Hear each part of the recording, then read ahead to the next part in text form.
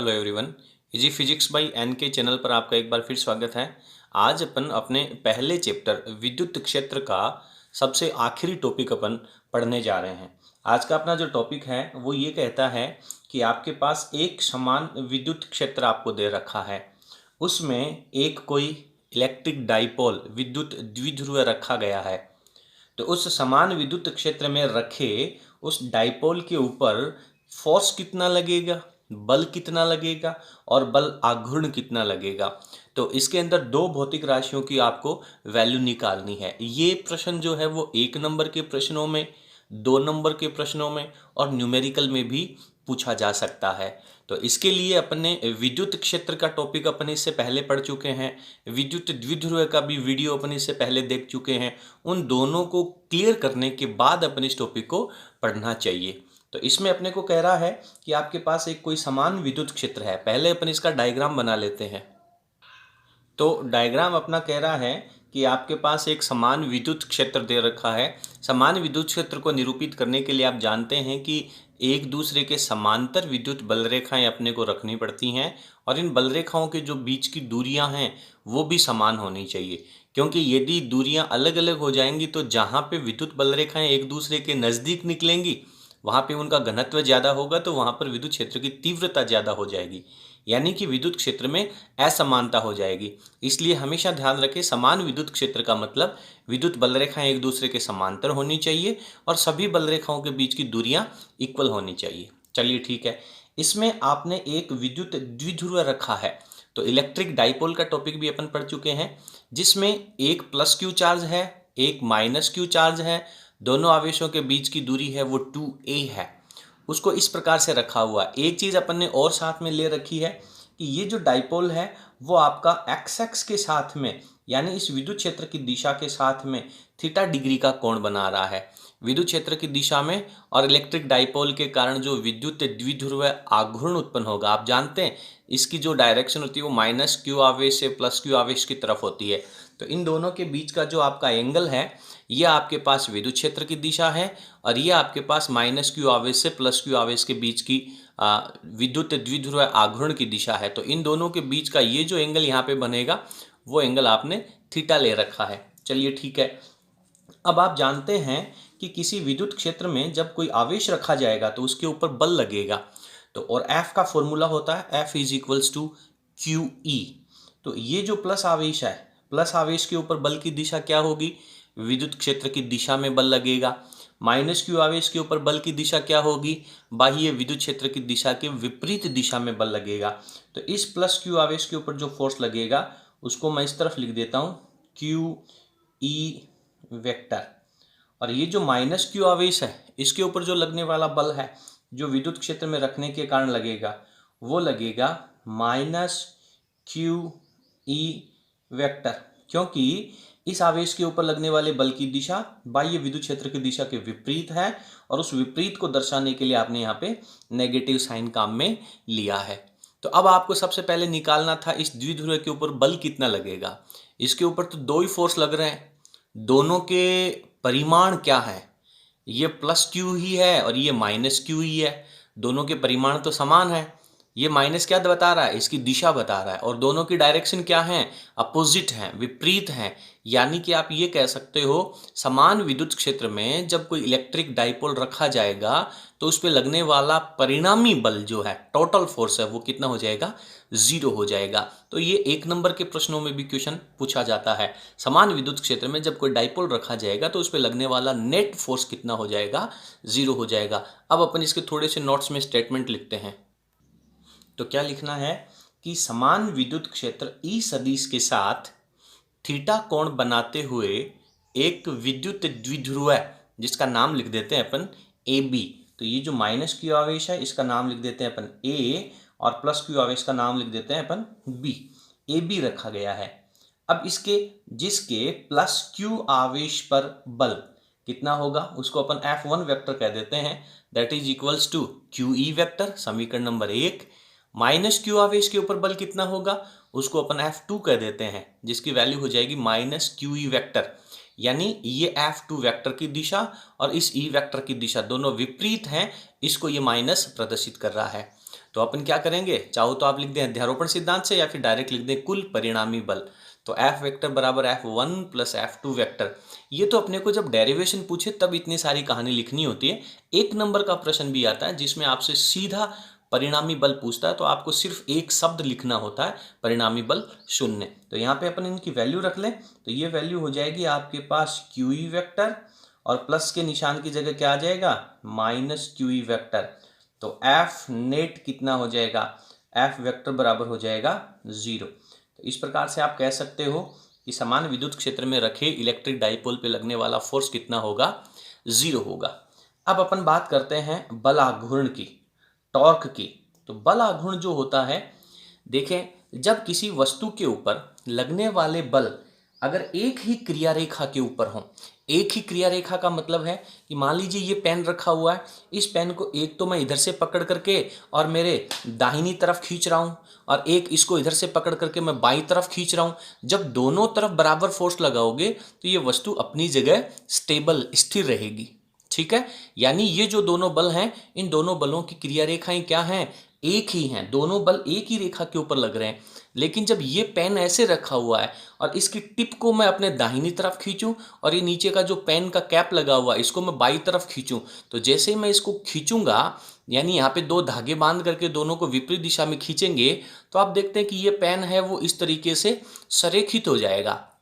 कब तक संरेखित हो जाएगा, जब इसके ऊपर लगने वाला जो द्विध्रुव आघूर्ण की दिशा और ई की दिशा दोनों एक दूसरे के समान हो जाए। यानी कि ये जो पेन है ये बाह्य विद्युत क्षेत्र की दिशा के जब समांतर हो जाएगा उस समय इसके ऊपर परिणामी बल 0 हो जाएगा, परिणामी बल आघूर्ण 0 हो जाएगा, क्योंकि उस समय दोनों बलों की क्रिया रेखा क्या बन जाएगी, एक समान बन जाएगी, ठीक है। तो जब किसी वस्तु के ऊपर लगने वाले बलों की क्रिया रेखाएं एक नहीं होती है, एक ही रेखा के ऊपर यदि दोनों बल नहीं लगते तो उस वस्तु के ऊपर बल आघूर्ण उत्पन्न हो जाता है। और बल आघूर्ण जो होता है वो वस्तु को घूर्णन गति करवाता है। केवल जो बल होता है, अभी जो आपने टॉपिक पढ़ा जिसमें आपने लिखा है कि वस्तु पे लगने वाला बल 0 हो गया, तो बल 0 होने से उसकी स्थानांतरण गति नहीं होगी, अब वो एक जगह से उठ करके दूसरी जगह नहीं जाएगा। लेकिन यदि किसी वस्तु के ऊपर बल आघूर्ण लग रहा है तो बल आघूर्ण का मतलब है कि क्रिया रेखा समान नहीं होने से वस्तु अब घूर्णन गति करेगी, ठीक है। तो बल आघूर्ण की परिभाषा क्या होती है, बल आघूर्ण की परिभाषा होती है कि ये दोनों बल हैं वो परिमाण में बराबर हैं, तो इन दोनों में से आप किसी एक बल की वैल्यू ले लें और इन दोनों बलों की जो क्रिया रेखा के बीच की लंबवत दूरी है वो निकालें। तो आप मेरी बात सुने, ये पेन इस तरीके से रखे हुए हैं, ये दोनों बल हैं वो इस छड़ के ऊपर लग रहे हैं, इस छड़ के ऊपर लग रहे हैं। एक फोर्स इधर की तरफ लग रहा है और दूसरा फोर्स है वो नीचे की तरफ लग रहा है, इस तरफ लग रहा है, मेरे बाईं साइड में लग रहा है। तो इन दोनों बलों के बीच की लंबवत दूरी क्या हो जाएगी, इन दोनों बलों के बीच की जो लंबवत दूरी होगी वो आपकी ये दूरी हो जाएगी। यानी जब आप बी से लंब खींचेंगे इसके ऊपर, तो ये जो दूरी है बी से लेकर के इस आधार वाले पॉइंट की दूरी है, ये इन दोनों बलों के बीच की लंबवत दूरी है। बात क्लियर है, ये लंबवत दूरी है।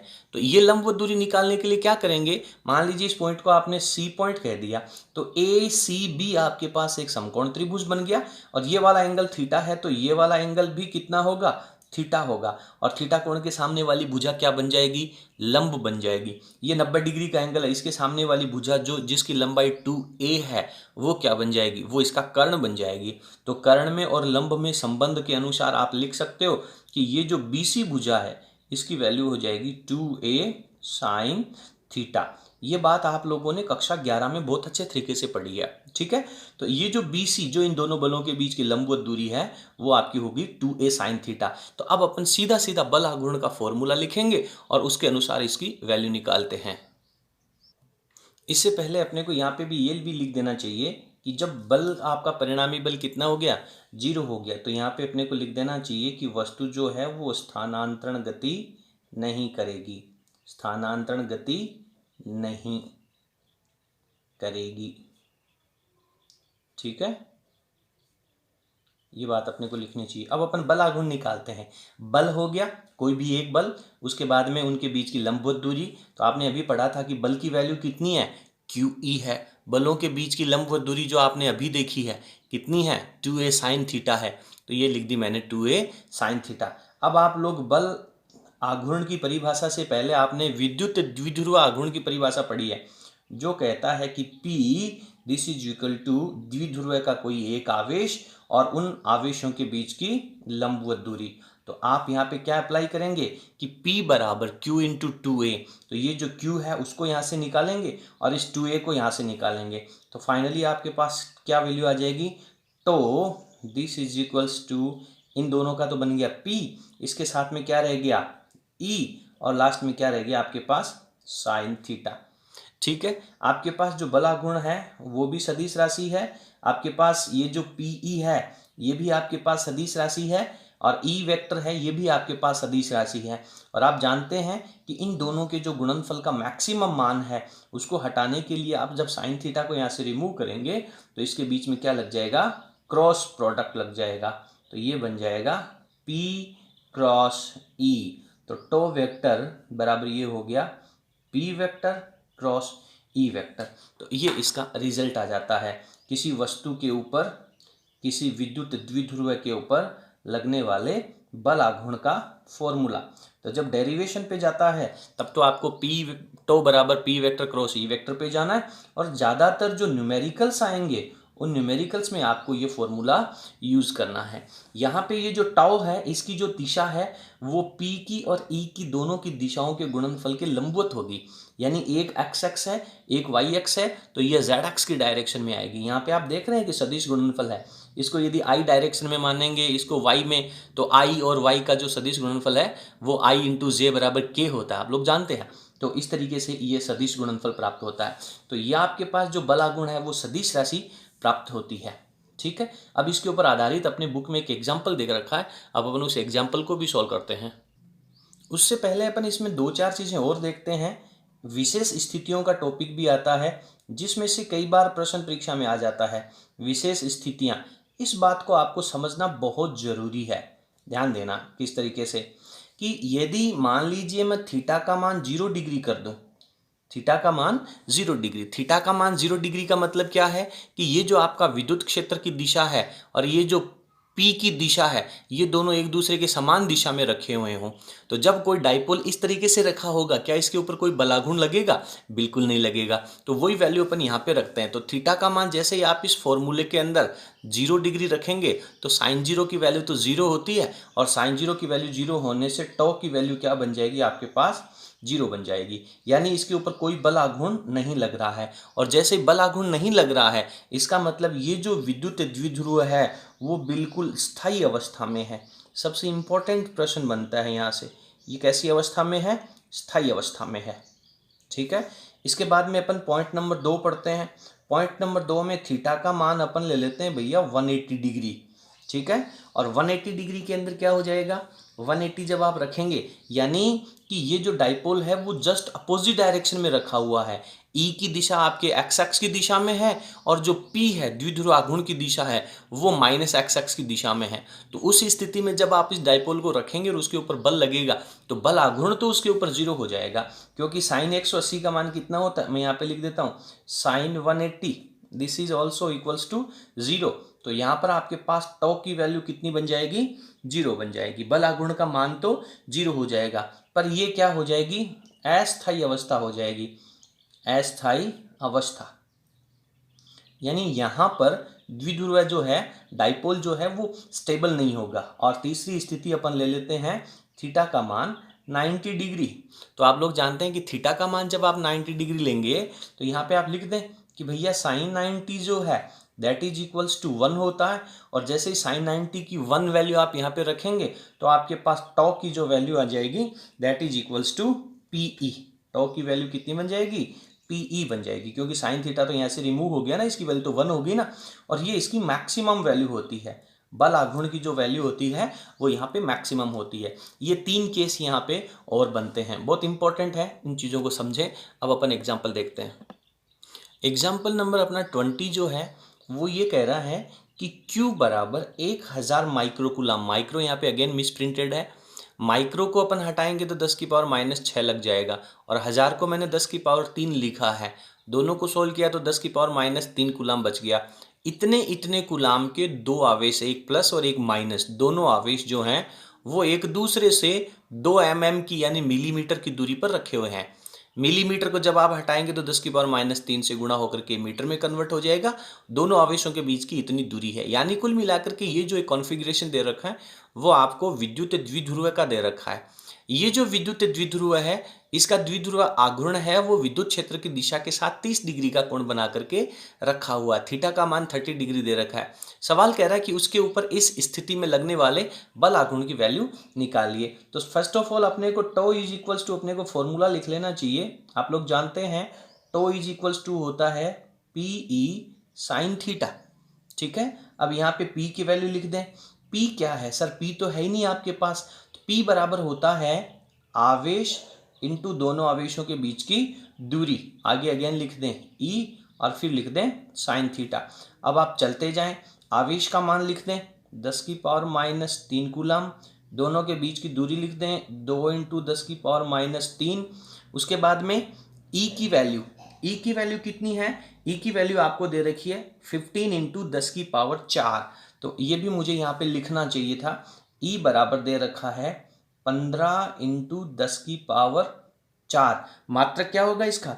न्यूटन पर कूलम। ये इसकी वैल्यू, विद्युत क्षेत्र की जो तीव्रता है वो भी आपको दे रखी है। यहाँ पे केवल संख्यात्मक मान यहाँ पे दे रखा है, तो इसकी वैल्यू भी आप रख दें यहाँ पे। तो E की वैल्यू यहाँ पे मैं लिखता हूँ 15 × 10⁴। आगे क्या लिखना है मुझे? आगे मुझे लिखना है साइन थीटा और साइन 30 की वैल्यू कितनी होती है? साइन 30 की वैल्यू होती है सर 1/2। तो ये लिख दी मैंने डायरेक्ट यहाँ पे वैल्यू 1/2। इसको सॉल्व कर लें, ये 2 से ये 2 कैंसिल आउट हो जाएगा। सिर्फ मेरे पास क्या बचेगा? 15 बचेगा। उसके बाद में 10⁻6 और ये 4, तो 10 की पावर कितनी बच गई मेरे पास? -2 बच गया। तो रिजल्ट आ गया मेरे पास 15 × 10⁻²। क्या चल रहा है? बल आघूर्ण निकाल रहे हो आप। और बल आघूर्ण का जो मात्रक होता है वो क्या होता है? बल इंटू दूरी तो होता है। आपने पढ़ा है कि दोनों आवेशों के बीच की बल तथा बलों के बीच की लंबवत दूरी, तो न्यूटन इंटू कूलाम, ये इसका मात्रक हो जाएगा। सॉरी, न्यूटन इंटू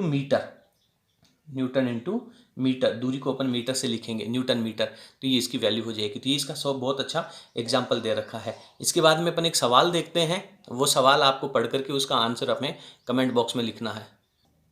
सवाल कह रहा है कि दो समान परिमाण के और विपरीत प्रकृति के आवेश 4 × 10⁻6 कूलाम के जो आवेश हैं वो एक दूसरे से 2 सेंटीमीटर की दूरी पर विद्युत क्षेत्र 15 × 10⁴ न्यूटन प्रति कूलाम के साथ 60 डिग्री के कोण पर रखे हुए हैं। इस विद्युत द्विध्रुव पर लगने वाला बल तथा बल आघूर्ण ज्ञात कीजिए। इस प्रश्न का उत्तर आप हमें कमेंट बॉक्स में लिखिएगा। इसके साथ ही आपका पहला चैप्टर कंप्लीट हो जाता है। इस चैप्टर के बाद में जो ऑब्जेक्टिव टाइप प्रश्न, अति लघुत्रात्मक और आंकिक प्रश्न जो दे रखे हैं वो आप प्लीज़ अपने घर पे बैठ करके सॉल्व कीजिए। अगर किसी क्वेश्चन में आपको प्रॉब्लम है या हमें लगेगा कि ये प्रश्न बच्चों के लिए मुश्किल है तो वो अपन अगले वीडियो में लेके आएंगे। और अगर आपको कोई प्रॉब्लम हो तो प्लीज़ हमें कमेंट बॉक्स में पेज नंबर और क्वेश्चन नंबर जरूर लिखिएगा। Thank you.